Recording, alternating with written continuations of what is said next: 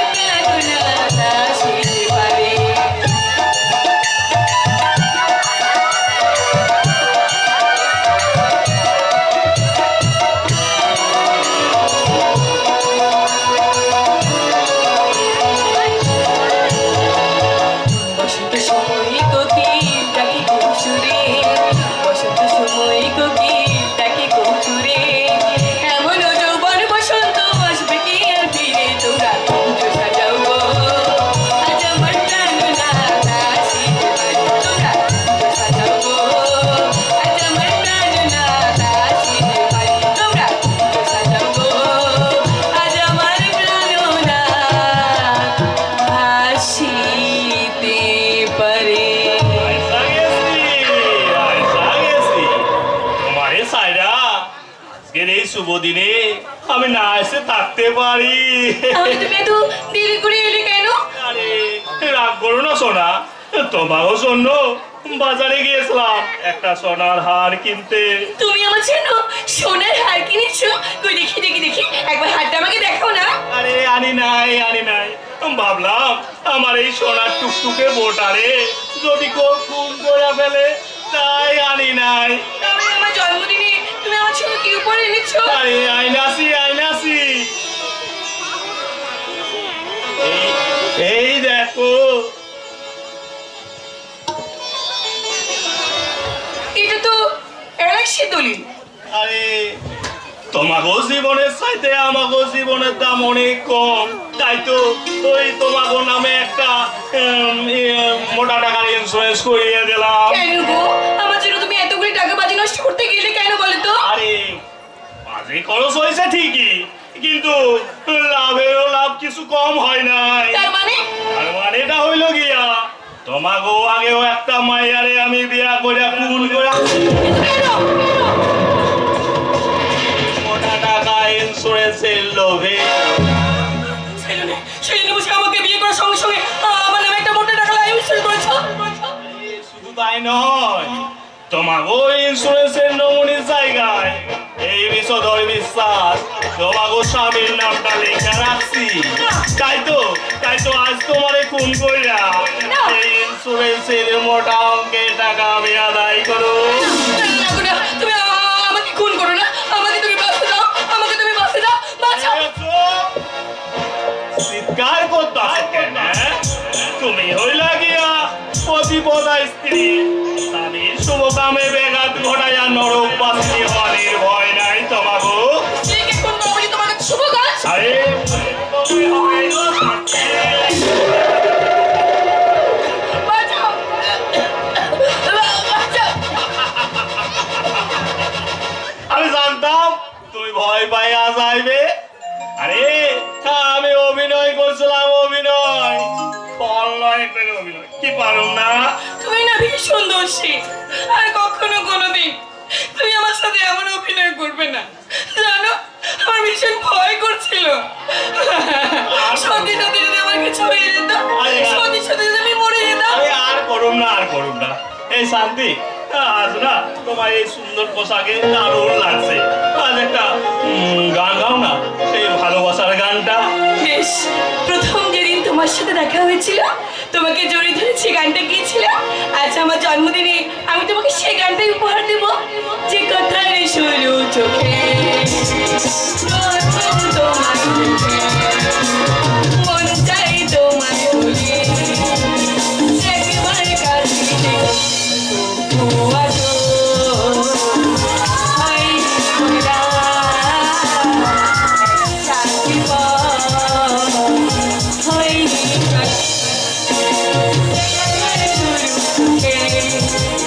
প্রথম তোমায় মন চাই তোমায় একবার কাছে তবু আছো, হয়নি বলা একসাথে হয়নি চলা।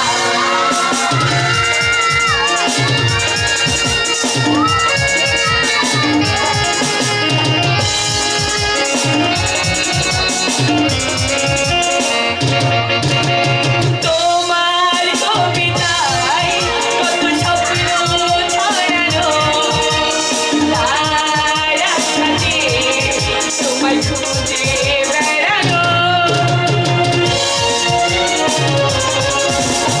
তোমার কবিতায় কত স্বপ্ন ছড়ানো, তার আশাতে তোমায় খুঁজে বেড়ানো।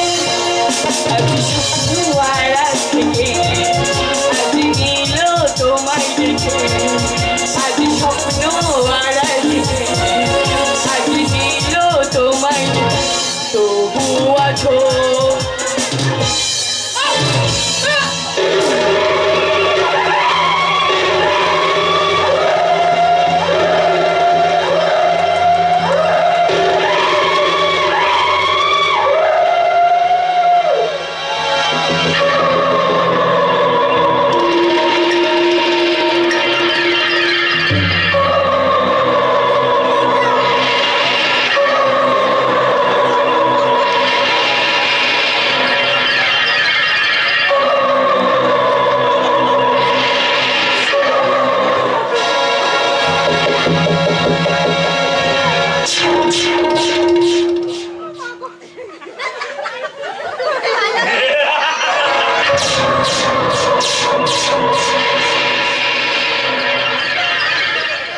গোপাল রে, তোর কপালটাই বন্ধ।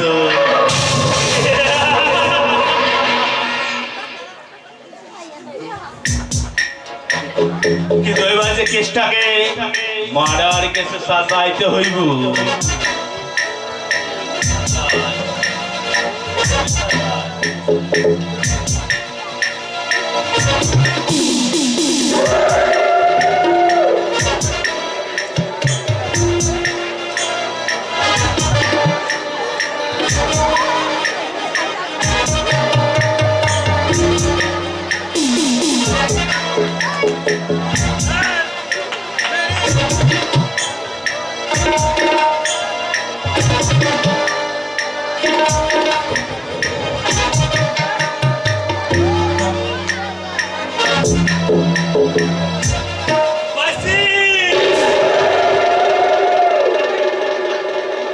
একদল ডাকাতি করতে আসা, টাকা পয়সা সোনা দানা না পাইয়া আমাকে সুন্দরী বোটারে গুড়া গেছে।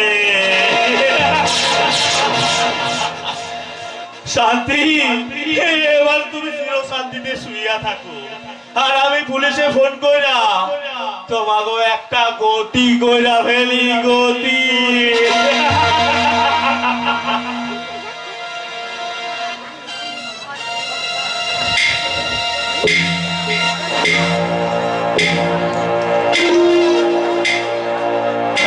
Hello, police station? হ্যাঁ বলুন, কে বলছে? আগে আমি শান্তি মেলা থেকে বিষধর বিশ্বাস করছি। হ্যাঁ বলুন বলুন। আমাকে বড় সর্বনাশ হয়ে গেছে স্যার। হ্যাঁ গোল ডাকাতি করতে আসা, টাকা পয়সা না পাইয়া আমাকে নতুন বিয়ে করা ভোটারে খুন করে পালাইছে। আরে বলছেন কি খুন? দিনে দুপুরে খুন? আসি আসি। মরিনি বিষধর বিশ্বাস, তোমার বিষাক্ত ছোবল থেকে নিজেকে বাঁচিয়ে মরার ভান করে পড়েছিলাম।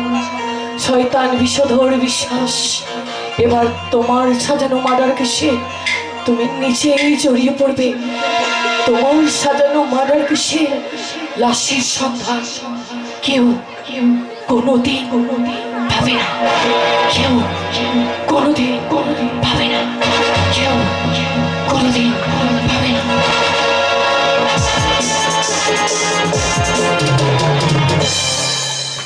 গোপাল রে, তোর গোপালটাই না মন্দ নয়।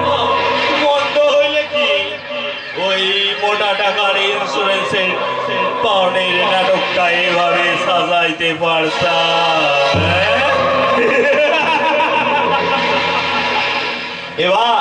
এবার শুধু ওই পুলিশের আসার অপেক্ষা। আর পুলিশ আসলে এমন অ্যাক্টিং করুন কি শালা পাবলিকদের পর্যন্ত শক্তি একেবারে টস টস টস টস তোরা জল গড়ায়া পড়ুক। হ্যালো মিস্টার, কিছুক্ষণ আগে কি এই ফ্ল্যাট থেকে থানায় ফোন করা হয়েছিল? কি ব্যাপার? আরে কিছুক্ষণ আগেও তো আমি আপনাকে হাসতে দেখলাম। আরে আমাকে মাথা ঠিক নাই স্যার, কখন স্ত্রীর বিয়োগের সঙ্গে আমাকে মাথা ঠিক নাই, তাই তো কখন হাসছি আর কখন কাঁদছি। ও সরি, আপনি বিষধর বিশ্বাস? হ্যাঁ স্যার, হ্যাঁ স্যার, এই দেখেন না, একদল ডাকাতি করতে আসা, ওই টাকা পয়সা না পাইয়া আমাকে ওই স্ত্রীর খুন করে পালাইছে। সাথে আমাকে কি হইল? মিস্টার বিশ্বাস, আমাকে আবার ডিউটি করতে দিন। ওই লাশ কোথায়? ওই তো ওইখানে পড়ে আছে। আসেন স্যার, আসেন, দেখেন আমার শান্তি কেমন ছিল, শান্তিতে শুইয়া।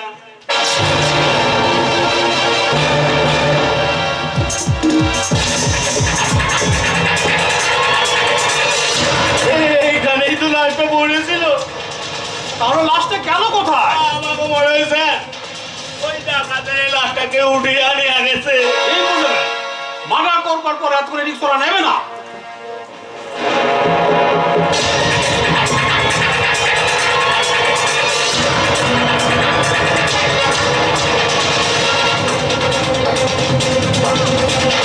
গোপাল রে, তোর গোপালটাই মন্ড, সারা চোরের উপর বাটপাড়ি হয়ে গেল নাকি?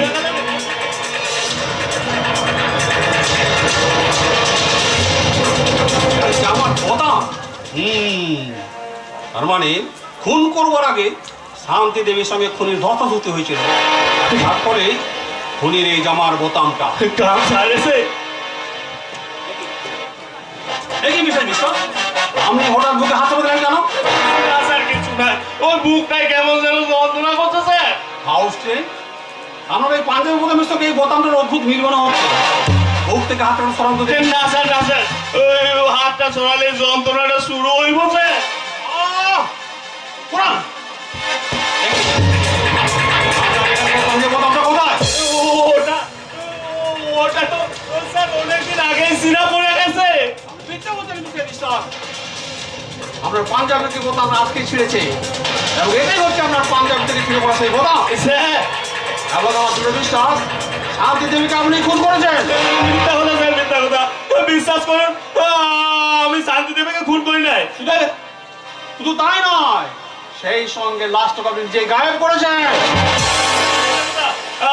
আমি লাস্টে গায়েব করি নাই।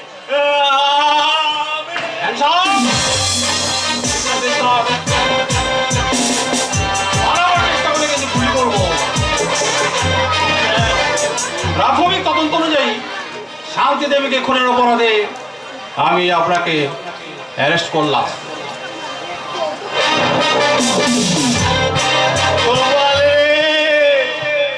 তোর কপালটাই মন্দ।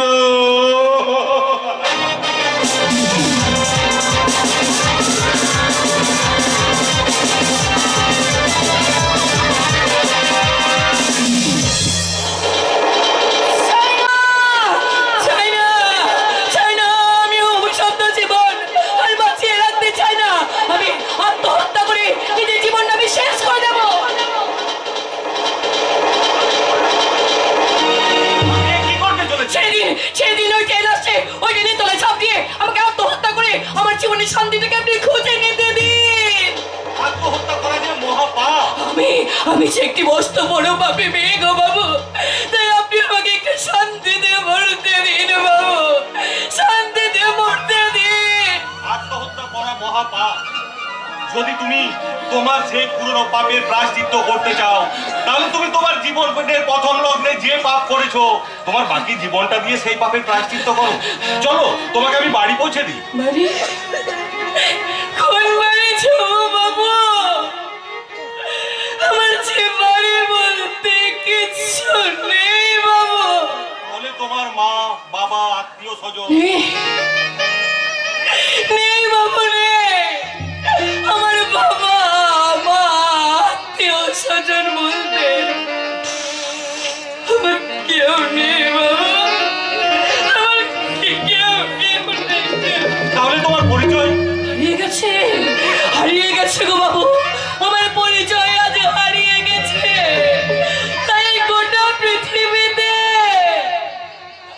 আজ আমি একা বাবু, আমি একা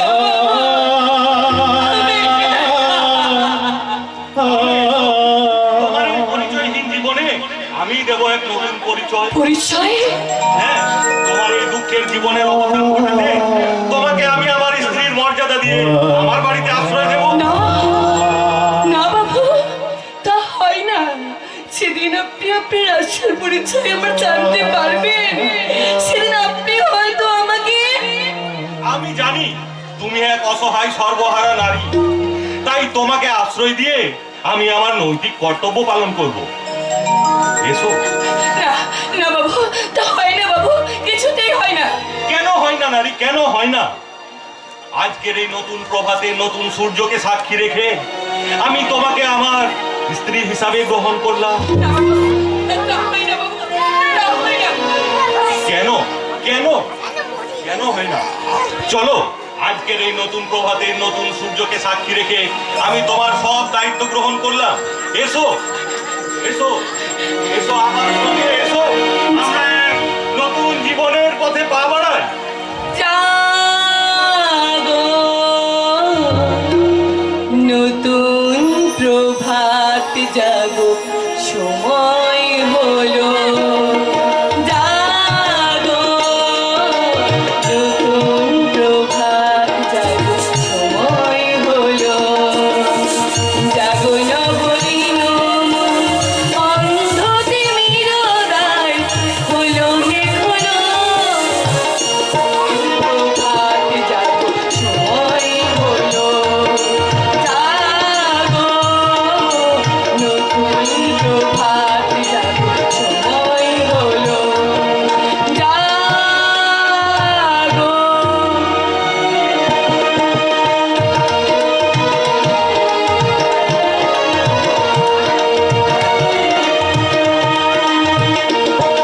দেখলে তো নিশিত, কেমন তোমাকে আমি হারিয়ে দিলাম। আমি তো হারতে চাই ডার্লিং, বারে বারে তুমি আমাকে হারিয়ে এই খেলার ম্যান অফ দ্য ম্যাচের পুরস্কার স্বরূপ আমার হৃদয়টাকে তুমি জিতে নাও। সেটা তো অনেকদিন আগেই আমার জেতা হয়ে গেছে ডার্লিং। এখন শুধু তোমাকে পেলেই আমি সব কিছু পা হয়ে যাব। এক্স্যাক্টলি। এক্স্যাক্টলি ভাই, এক্স্যাক্টলি ডার্লিং। এখন আমি তোমার ঠিক বিশ্বাস করতে পারছি না প্রিয়া, তোমার দাদা বলছে এত সহজে আমার মতো একটা সাধারণ ছেলের সঙ্গে। নো ইয়ারম্যান, অসাধারণ না হলেও সাধারণ তুমি নও। কিন্তু স্যার, আমার প্রিয়া, আমার বোন প্রিয়া যদি একটা পথের ভিখারিকে নিয়ে সুখী হতে চায়, তবে সেই ভিখারিকে আমি পথ থেকে তুলে নিয়ে আসবো। প্রিয়া আমার একমাত্র আদরের বোন, তাই ওর সুখের জন্য আমি যে কোনো কিছু করতে প্রস্তুত। কিন্তু স্যার, আপনার বোনকে আমার হাতে তুলে দেওয়ার আগে একবার আমার বা আমার ফ্যামিলির সম্পর্কে একটু ভালোভাবে খোঁজ খবর নিলে হতো না? মানে আমি বলছিলাম আমি ঠিক প্রিয়ার উপযুক্ত কিনা। তা জানার কোনো প্রয়োজন নেই নিশি, প্রিয়া তোমাকে ভালোবাসে, এটাই আমার কাছে যথেষ্ট। কিন্তু স্যার, কোনো কিন্তু নাই আই ব্রাদার, আজ থেকে আমার বোনকে সুখী রাখার দায়িত্ব তোমার, আর তোমাকে এই জীবনে প্রতিষ্ঠিত করার দায়িত্ব আমার। না দাদামণি, আমি একজনকে জীবন সঙ্গী হিসেবে পেতে চাই। আমি চাই সে সম্পূর্ণ নিজের প্রচেষ্টায় জীবনে লাভ করবে, আর আমার বিশ্বাস নিশিত তা পারবে। কি নিশিত, তুমি তা পারবে না? তুমি পাশে থাকলে আমি ছবি জয় করে নেবো প্রিয়া। ওকে মাই ব্রাদার, তোমরা তাহলে নতুন জীবনে প্রবেশের জন্য প্রস্তুতি নিতে শুরু করো। হ্যাঁ, আমি আগামীকাল প্রিয়ার জন্মদিনের পার্টিতে তোমাদের বিয়ের ব্যাপারটা ফাইনাল ঘোষণা করবো। হ্যাঁ। আর আবার শেয়ার কেন, তুমি আমার কোম্পানির ম্যানেজার হলেও আজ থেকে তো তুমি আমার ভাবি ভগ্নিপতি। শোন প্রিয়া, তোর জন্মদিনের পার্টিতে আমি আমার হবু ভগ্নিপতিকে আমন্ত্রণটা কিন্তু করলাম না, ওটা তুই করিস কেমন? সেটা অনেক আগেই সারা হয়ে গেছে দাদামণি। নিশিত নিশিত নিশিত, আমি আজ ভীষণ ভীষণ ভীষণ আনন্দ পাচ্ছি। জানো, আমি জীবনে যখন যা চেয়েছি আমি তখন তাই পেয়েছি, আর তোমাকে চাওয়াটা কিন্তু আমার ব্যর্থ হবে না। আমি তো তাই চাই প্রিয়া, আমরা আমাদের ভালোবাসা দিয়ে গড়ে তুলবে এক সুন্দর সুখের পৃথিবী, যে পৃথিবীর মাঝে থাকবে তো সুখ, হাসি আর আনন্দ। আর সেই হাসি আনন্দের মধ্যে তোমার হাতে হাত রেখে আমি বলবো, বেশি ভালো শুধু তোমাকে, ভালোবাসি আজ তোমাকে, বাসবো ভালো চিরদিন। শুধু তোমাকে, শুধু তোমাকে।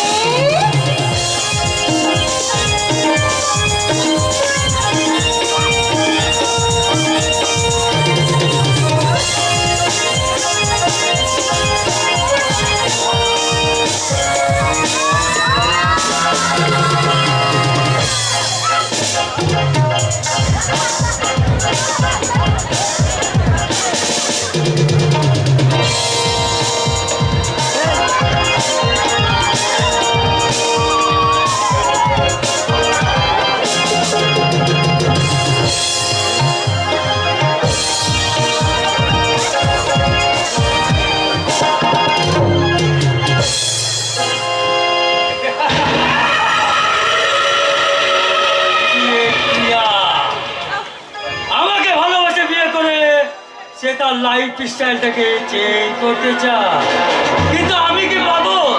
ধর্মপুত্র যুধিষ্ঠির সেজে এই খালি হাতে কোটিপতির একমাত্র বোনকে বিয়ে করে আমি আমার লাইফ স্টাইলটাকে এভাবে বরবাদ করে দেবো? পাশা ফেলবো, পাশা।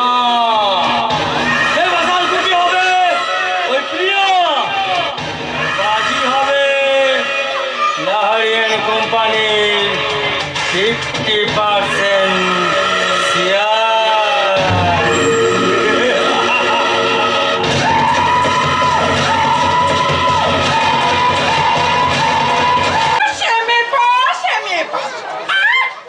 ভাই এমএ পাস করবে, তাতে ওই মেনসারি চোখে আনন্দের চোটারে ঘুম নেই, গান চলে যায়।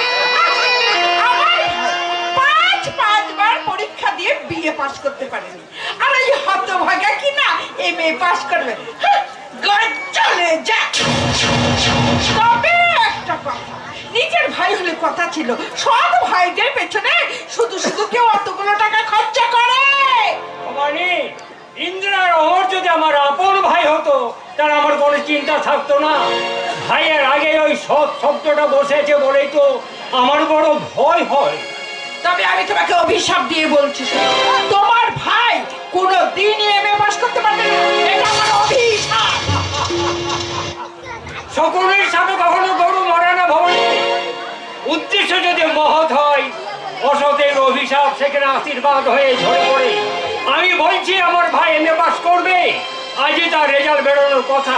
আর কিছুক্ষণের মধ্যে আমার ইন্দ্র দাদা, বৌদি, দাদা। কিরে, আমার আনন্দে আত্মার আমি ছুটে আসছিস কেন? আরে ঝোরটা আসছে, ঝোরটা। কি বললি? ইন্দ্র আসছে বলে হতভাগাটা পাস করেছে তো? হ্যাঁ দাদা, তোমার আর বৌদির প্রাণঢাল আশীর্বাদে আমি প্রথম বিভাগে মানে এমএতে ফার্স্ট ক্লাস পাস হয়েছি। থাক, থাক। আমি জানতাম তুই পাস করবি, কিন্তু এত ভালোভাবে যে পাস করবি সেটা আমি স্বপ্নেও ভাবিনি। শুনছো ভবানী, আমার ভাই এমএ পরীক্ষায় প্রথম হয়েছে। প্রথম। কি করবে? আনন্দ ধেই ধেই করে নাচবো না? আনন্দে ধেই ধেই করে নাচতে না পারো, ওর পাস করার দুঃখে তো একটু মোড়া কান্না কানতেও পারো। বৌদির অভিমানের কারণটা এইবার আমি বুঝতে পেরেছি। পাস করেছে সর্বপ্রথম আমি বৌদির পাঁচ হয়ে আশীর্বাদ নিইনি বলে বৌদির অভিমান। আমায় আমায় আশীর্বাদ করো বৌদি, আমি যেন জীবনের প্রত্যেকটি পরীক্ষায় এমনি ভাবে উত্তীর্ণ হতে পারি। থাক থাক, খুব হয়েছে, আর আধিক্যতা দেখাতে হবে না। এবারে কোন চলে যায়? আধিক্যতা নয় বৌদি, আধিক্যতা নয়, এই যে আমার অধিকার। বাবা মাকে যে কবে হারিয়েছি তার ঠিক মনে নেই। তাই তাই দাদার আবার স্নেহ, তোমার অপরিসীম ভালোবাসা আমার মা বাবার অভাবকে কোনোদিন বুঝতে দেয়নি। তাই তো নির্দ্বিধায় তোমাদের দুজনকে আমাদের মনের মন্দিরে মা বাবার আসনে বসে আমি সানন্দে গাইতে পারি। জননী আমার তুমি, পৃথিবী আমার, জননী আমার তুমি, পৃথিবী আমার, তোমার চরণ ছুঁয়ে বন্দনা গাই।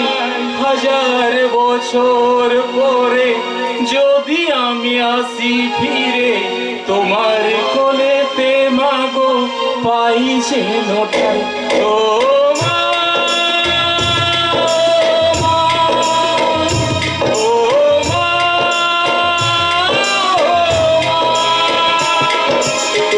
জননী আমার তুমি, পৃথিবী আমার, তোমার চরণ ছুঁয়ে বন্দনা গাই। হাজার বছর পরে যদি আমি আসি ফিরে, তোমার কোলেতে মাগো পাই যেন ঠাই। ও মা,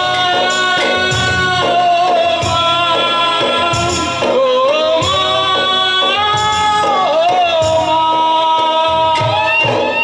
আসলে কোন চলে যায়? এবার এবার আমাদের দাদাকে আমাদের পিতার আসনে বসিয়ে আমরা বলবো,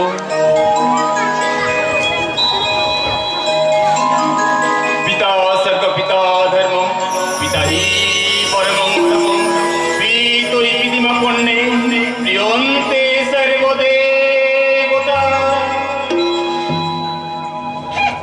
শুনলে পরে কোন চলে যায়? ভবানী, তাই তো ভগবান আমাদের সন্তান না দিল, সন্তান সুখ থেকে বঞ্চিত করেননি। আমরা এবার কম ভাগ্যবান কিসের দাদা? তোমাদের মতো দাদা বৌদি পাওয়াটা হচ্ছে আমাদের বহু জন্মের পূর্ণ ফল দাদা। দাদাকে ফুলিয়ে আর নিজেদের আখের কাছে হবে না। চলে বৌদি, তোকে এমএ পড়াতে গিয়ে তো দাদার কিন্তু বাজারে অনেক ঋণ দেনা হয়েছে। তাই বলছি শোন, ওই লেখাপড়ার বিলাসিতা ছেড়ে দিয়ে এবার তো দাদা ঋণ শোধ করার চেষ্টা কর। ভবানী, থামবে। আমি কি শুনছি দাদা? আমাকে পড়াতে তোমার বাজার থেকে অনেক টাকা দেনা হয়ে গেছে, আর সেই দেনা শোধ করার কি জন্য কিনা আমাকে পড়া বন্ধ করে দিতে হবে। ওরে না রে না, তোকে পড়ানোর জন্য যদি আমাকে সর্বস্ব বিক্রি করতে হয় আমি তাই করব। তুই যতদূর পড়তে চাস, যত কষ্ট হলেও আমি তোকে পড়া বন্ধ হতে দেব না। এই বুড়ো ভাই, তবে তুমি আমার কথা শুনে রাখো, ওই ইন্দ্রের পড়ার জন্য একটা টাকাও আমি খরচা হতে দেবো না। চলে যা। কাজে করে নয় বৌদি, ছোটটা লেখাপড়া শিখে চাকরি করলে তার থেকে বেশি টাকা রোজগার করে দাদার সমস্ত টাকা মিটিয়ে দেবে। খুব হয়েছে, ওসব আমার দেখা আছে। আরে মনে হয় ছেলেই নিজের বাপকে দেখে না। আরে তো সৎ ভাই। একটা কথা তুমি শুনে রেখো ভবানী, ইন্দ্রের সঙ্গে তোমার কোনো রক্তের সম্পর্ক নেই বলে এমন নিষ্ঠুর কথাগুলো তুমি বলতে পারছো না, কিন্তু একই পিতা রক্ত বইছে আমাদের শিরায় শিরায়। তাই তোমার মতো কুবুদ্ধি সম্পন্ন স্ত্রীর বিস্মন্ত্র কানে নিয়ে ভাইদের ভবিষ্যৎ নষ্ট করে আমি আমার জীবনটাকে এইভাবে বদনাম নিতে চাই না। তুমি আমার কথা শুনে রাখো, ওই ইন্দ্রের জন্য যদি আর একটা টাকা খরচা করো তাহলে এই বাড়ি ছেড়ে দিয়ে আমিও আমার বাপের বাড়ি চলে যাবো।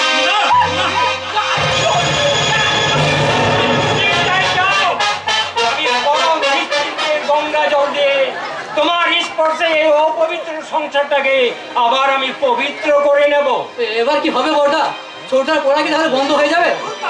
তাই আবার হয় নাকি? কিন্তু বৌদি যদি বাড়ি ছেড়ে চলে যায়? যাই যাবে, একটা পরের মেয়ের জন্য আমার ভাইদের ভবিষ্যৎ নষ্ট হবে নাকি?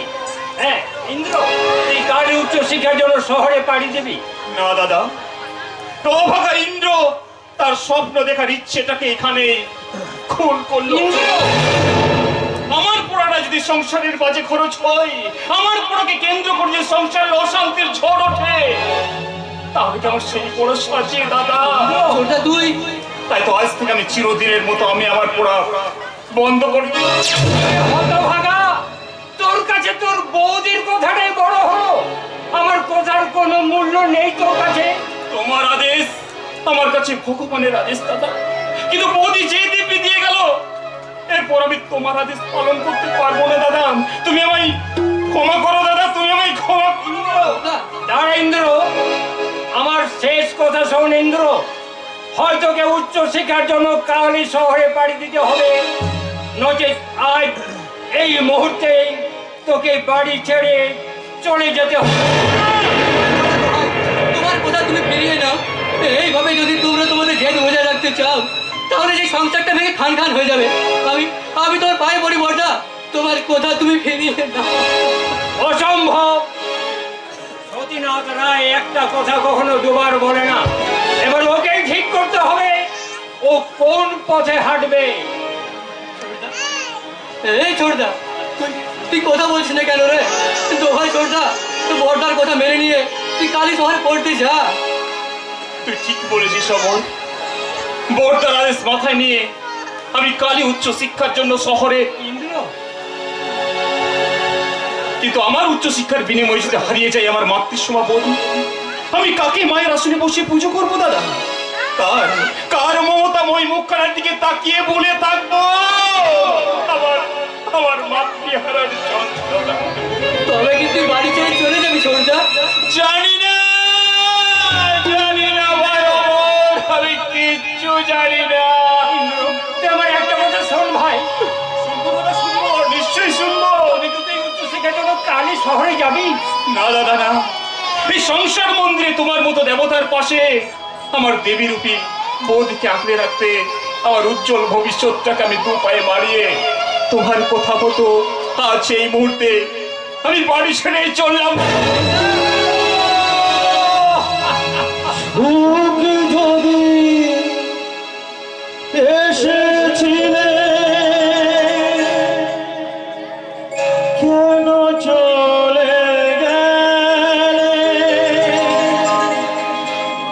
কোন প্রতিশোধ নিলে, কোন প্রতিশোধ নিলে? ভেঙে গেল ঘর, হলাম যা যাব আমার, ভেঙে গেল ঘর, হলাম যা যাব। কত আশা ছিল এ জীবনে, কি চেয়েছি কি প্রতিদানে, কি চেয়েছি প্রতিদানে, কি চেয়েছি প্রতিদানে।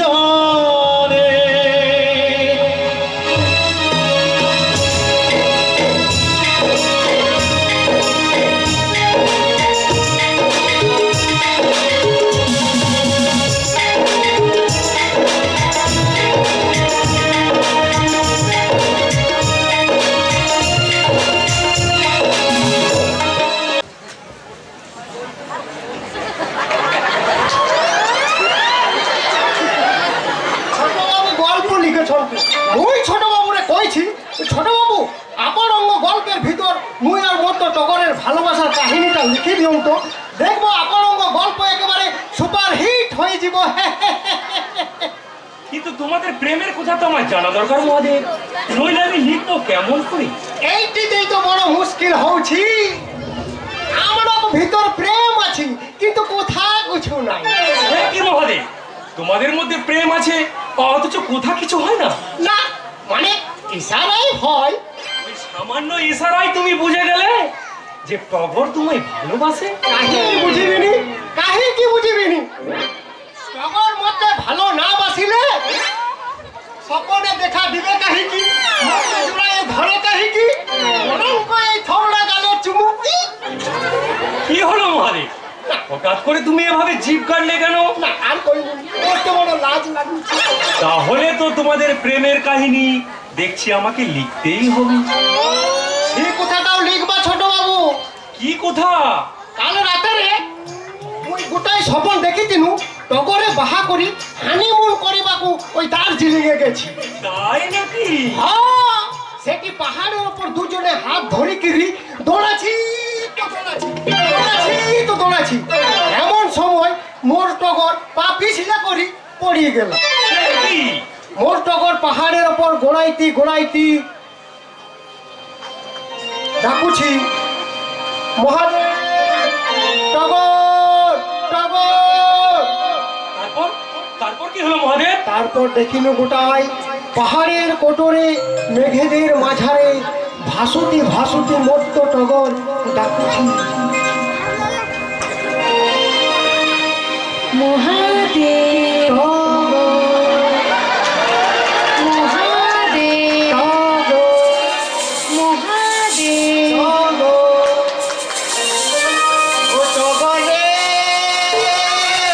ভালোবাসি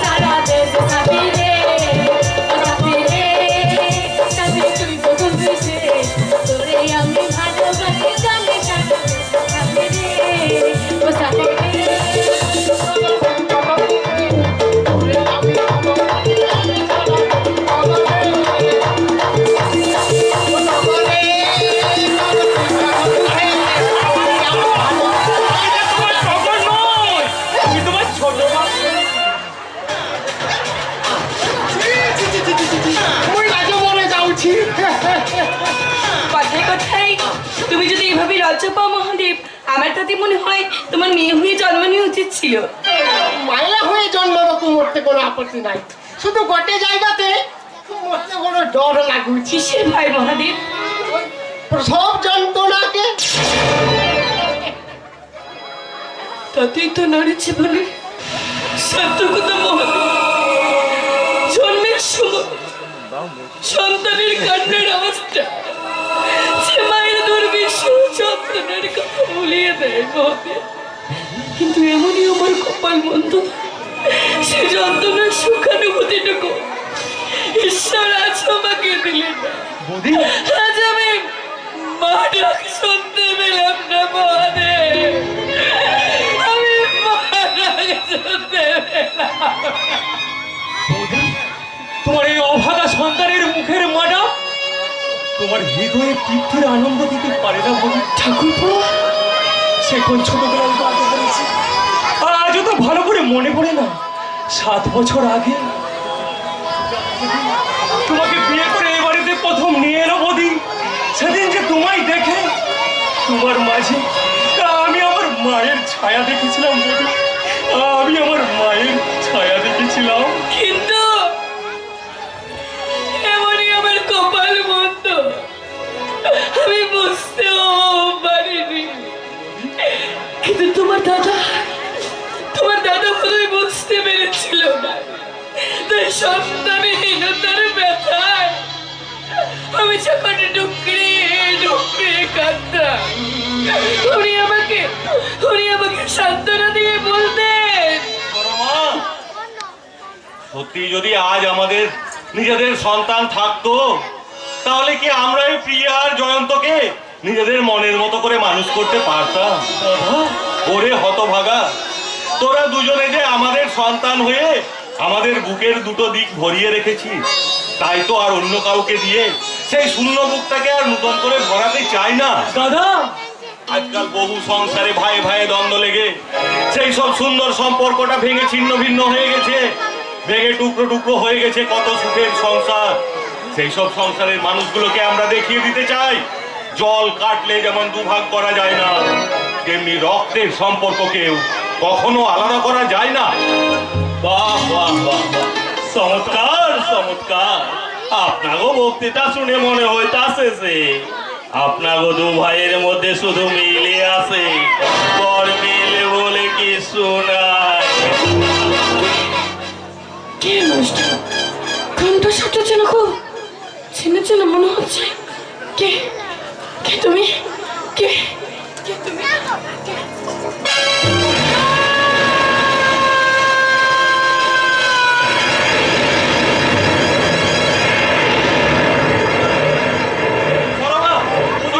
কি হয়েছে তোমার? কথা বলো সরমা। বৌদি, বৌদি তুমি চোখ মেলে তাকাও, বৌদি তুমি চোখ মেলে তাকাও। এই কি সরমা যে অজ্ঞান হয়ে গেছে? জয়ন্ত, তুই শিগগির ডক্টর বিশ্বাসকে খবর দে।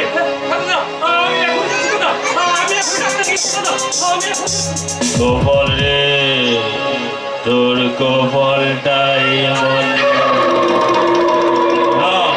এ হইল গিয়া আমাগো শিকারের গন্ধ। কে আপনি? সত্যি করে বলুন, আপনি কে? হঠাৎ আপনাকে দেখে আমার স্ত্রী এইভাবে জ্ঞান হারিয়ে ফেলল। দুঃখে দুঃখে? হ্যাঁ ভাইয়া, 7 বছর বাদে বইনটা আমারে দেখা একেবারে শোকে দুঃখে জ্ঞান হারাইয়া ফেলাইলো। বোন? আপনার স্ত্রীর মাস্তুতো দাদা। মাস্তুতো দাদা? হ্যাঁ, আমি কি আমার ওই দুঃখিনী বইনটা মানে আপনার স্ত্রীর মাথায় একটু হাত বোলাইতে পারি? অনেকদিন বাদে ওই বইনটারে দেখে আমার অনেকখানি আনন্দ হইতাছে। তাই বলে দুঃখ কিছু কম হয় নাই ভাইয়া, তাই কইছিলাম। যান না যান, আপনার স্নেহের স্পর্শে যদি আপনার বোনের জ্ঞান ফেরে, আমি ততক্ষণ ভেতর থেকে এক গ্লাস জল নিয়ে আসি।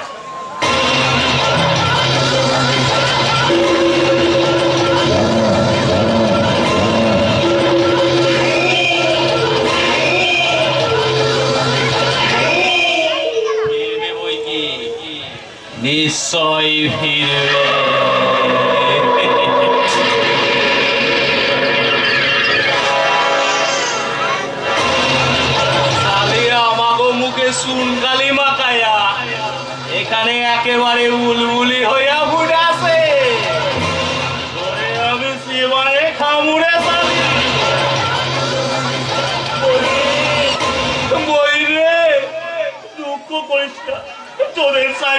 কোথাও যাবো না।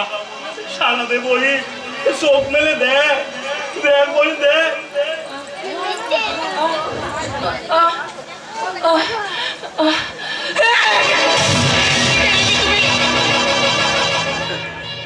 আরে বই তুই তোর মাস্টার তো দাদারে চিনতে পারছস না? মাস্টার দাদা হ্যাঁ রে আরামজাদি, যা কইছি তাই শোন, উল্টা সিধা কিছু কইবি তো হাটে হাড়ি ভাঙিয়া দেবো।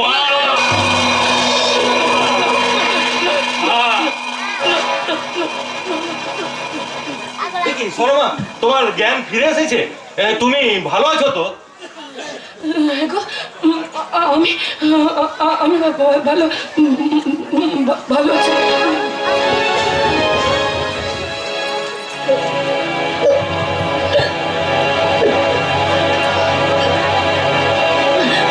কিন্তু তুমি তোমার মাস্তো দাদাকে দেখে হঠাৎ ওইভাবে অজ্ঞান হয়ে গেল।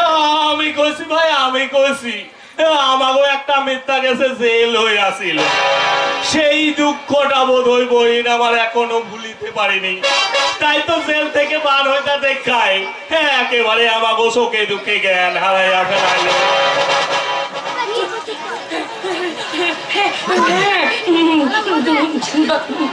দাদা দাদা দাদা ঠিক কথাই বলেছে, ঠিক কথা বলেছে। কিন্তু কোন অপরাধে আপনার জেল হয়েছিল?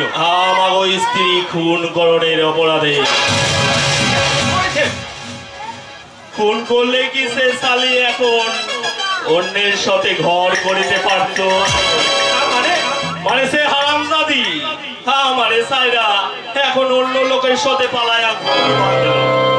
আর পুলিশ ভাবলো আমি তারে খুন করে গুম করে দিয়েছি। ব্যাস আমাকে 7 বছর জেল হইয়া গেল। আপনি কি তার সন্ধান পেয়েছেন? পাই নাই, তবে শিগগিরই পামু।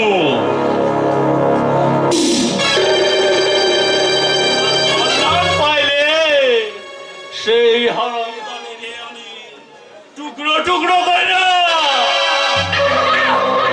কি হলো কি হলো সরমা, তুমি হঠাৎ ভাবে চিৎকার করে উঠলে কেন? মানে খুনির অপরাধে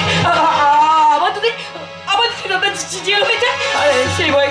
আরে কেন হবে, লোকে তো খুন করার পরে জেল কাটে, আমি তো আগে জেলটা খাটিয়ে এলে আছি। তাই তো আমার এখন খুন করা নাই বাকি আছে। দাদা, যা হওয়ার তা তো হয়ে গেছে, অযথা মাথা গরম করবেন না। সরমা, তুমি তোমার মাস্তুতো দাদাকে নিয়ে ভেতরে যাও, আমি একটু ওইদিকে দেখি, না হলে জয়ন্ত আবার একেবারে ডক্টর বিশ্বাসকে ধরে নিয়ে চলে আসবে। হ্যাঁ, আমি ডক্টরকে একটু আসতে বারণ করে আসি। হ্যাঁ, আমি আসছি, তুমি দাদাকে একটু ভেতরে নিয়ে যাও। তুমি যাও, দাদাকে একটু ভেতরে নিয়ে যাও।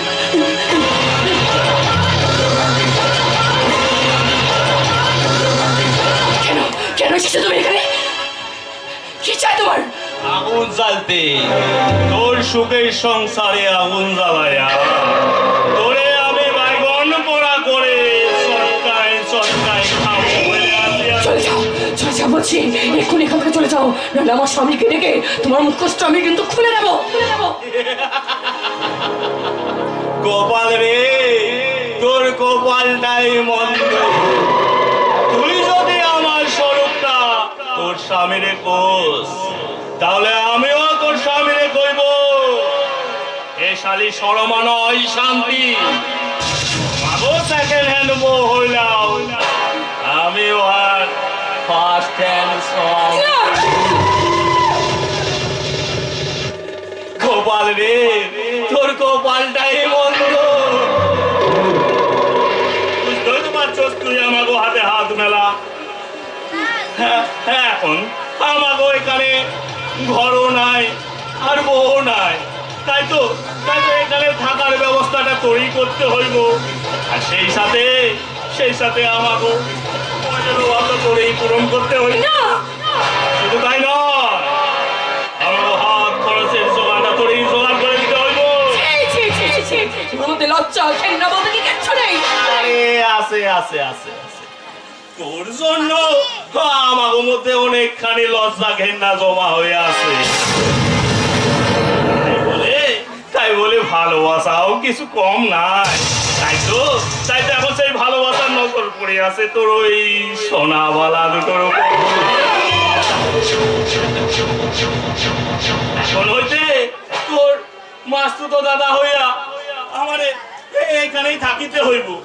তোর স্বামীর বড় কুটুম হইয়া এই যেমন তেমন পোশাক করে থাকলে লোকে কি কইবে রে, লোকে কি বলবে?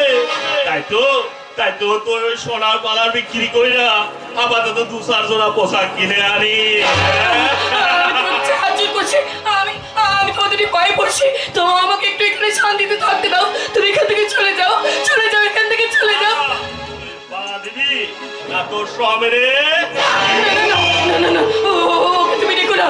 ও যে আমাকে জীবনে সব থেকে বেশি বিশ্বাস করে গো, সেই বিশ্বাসটুকু তুমি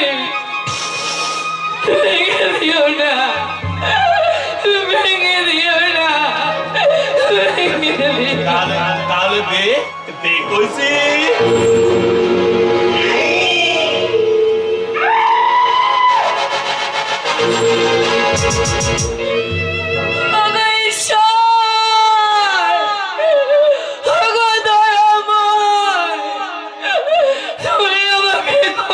বিপদে জড়িয়ে দিলে ঠাকুর, আমাকে ঘরে বিপদে জড়িয়ে দিলে, আমাকে ঘরে বিপদে জড়িয়ে দিলে।